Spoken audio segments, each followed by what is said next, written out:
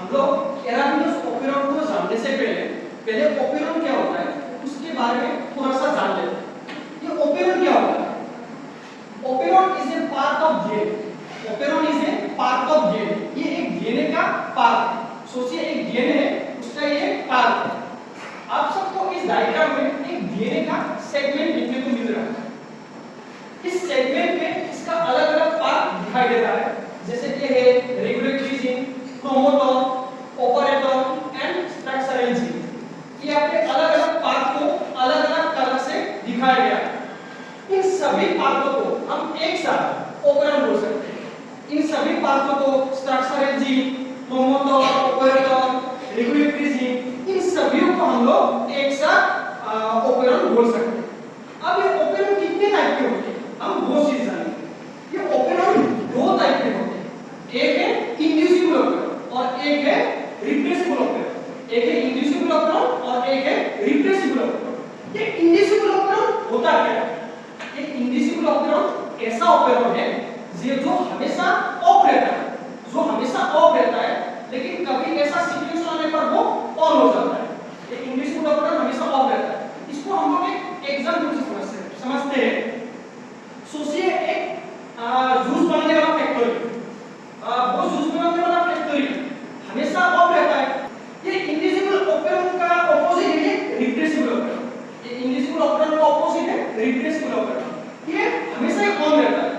इसका कोई ऐसा नहीं है कि कभी कोई आएगा ऑफ होगा, ये हमेशा ही ऑन रहता है। In 1961, two French microbiologists Jacob and Monod proposed a mechanism called operon model for the regulation of gene exon in E. coli. 1961 में इस जैकब एंड मेनोड ने किए ओपेरॉन का मॉडल हम सबको दिया। अब हम आते हैं एराबिनोस ओपेरॉन में। ये एराबिनोस ओपेरॉन होता क्या है? ये एक इंडिजिबल ओपेरॉन का ही पार्ट है। मतलब ये हमेशा से ही ऑफ रहता है, लेकिन इसमें जब एराबिनोस सुगर आते हैं तब ये ऑन होता है। इसमें जब एराबिनोस सुगर आते हैं तब ये ऑन होता है। ये एक set of genes in bacteria है। एराबिनोस ओपेरॉन एक set of genes in bacteria है। जब उस बैक्टीरिया के अंदर एराबिनोस सुगर आएगा, उसको जाइलमस में कन्वर्ट करेगा। उसको जाइलमस में कन्वर्ट करेगा, उसके बाद उसका एनर्जी वगैरह बनेगा। अब उसका हम स्ट्रक्चर को जानते हैं एराबिनोस सुगर। एराबिनोस सुगर का स्ट्रक्चर जानने से पहले हम लोगों ने बोला कि ओपेरॉन का स्ट्रक्चर क्या होता है। ओपेरॉन के स्ट्रक्चर में 4 पार्ट होते हैं। एक है स्ट्रक्चरल जीन, एक है ऑपरेटर, एक है ऑपरेटर, एक है क्रोमोसोम और एक है रेगुलेटरी जीन। यहाँ पे एराबिनोस सुगर में जो स्ट्रक्चरल जीन है वो सब है एरा ए, एरा बी और एरा डी।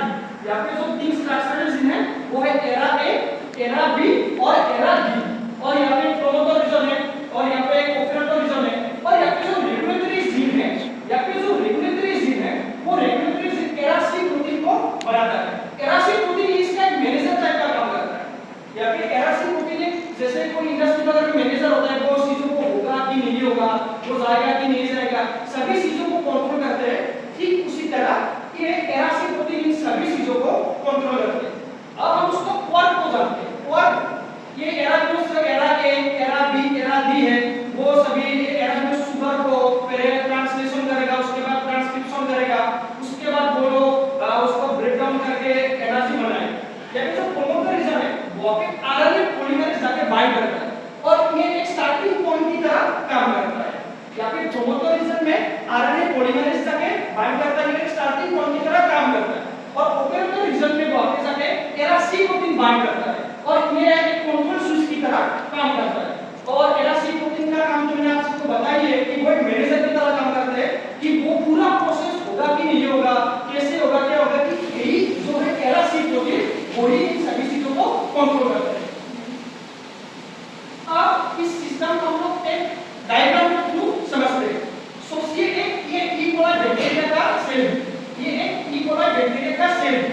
यहाँ पे अगर एराबिनोस सुगर आएगा, एराबिनोस सुगर आएगा कि एराबिनोस सुगर को जाइलमस में कन्वर्ट करना पड़ेगा।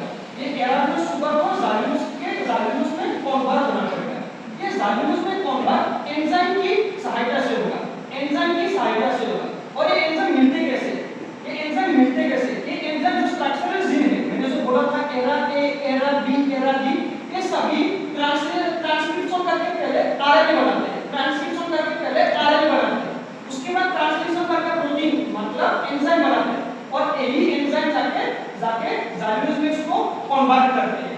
इसका लेकिन अलग-अलग स्ट्रक्चरल जीन अलग-अलग एंजाइम रिलीज करते हैं, अलग-अलग स्ट्रक्चरल जीन अलग-अलग एंजाइम रिलीज करते हैं। यहाँ पे जो एरा ए स्ट्रक्चरल जीन है, एरा ए राइबोकाइनेस एंजाइम को रिलीज करते हैं। ये एरा ए राइबोकाइनेस को रिलीज करते हैं।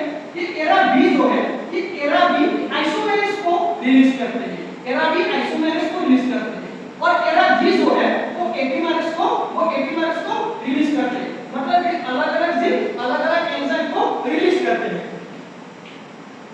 अब हम उसके रेगुलेशन पार्ट को समझेंगे, मतलब वहां पे रेगुलेशन कैसा होता है। अगर वहां पे एराबिनोस शुगर प्रेजेंट है तो कैसा रेगुलेशन होगा, एराबिनोस शुगर एब्सेंट है तो कैसा रेगुलेशन होगा, अगर एराबिनोस शुगर और ग्लूकोज जैसा एब्सेंट है तो कैसे होगा।